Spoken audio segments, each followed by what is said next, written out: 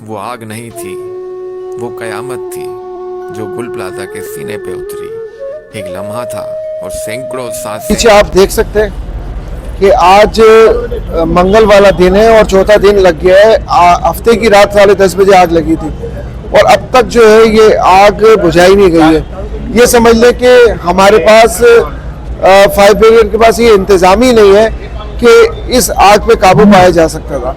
अब भी आप मेरे पीछे देखें तो आग लगी हुई है। तो बताने का और बोलने का सिर्फ मकसद ये है कि खुदारा ये माली नुकसान तो पूरा हो सकता है, ये जो जानी नुकसान हुआ है इसका कौन जवाब दे। और जिस तरह इस मार्केट को मैं तो यहाँ ये कहना चाहूँगा कि जिस तरह मार्केट चली है ये एक साजिश के तहत है, इसकी इंक्वायरी होनी चाहिए।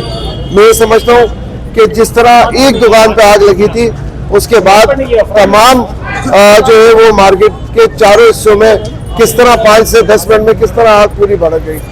तो इसकी साफ इंक्वायरी होनी चाहिए और जो लावाकीन है उनको मुआवजा भी दिया जाए और जो यहाँ हमारी ताजी बराती दुकानें जल के राख हो गई है उनको भी कंपनसेट किया जाए और ये अमल फौरी तौर पे किया जाए, क्योंकि जिस तरह अभी अब तक 4 रोज हो गए, जिस तरह अब तक रेस्क्यू हो रहा है ये अभी भी कम है।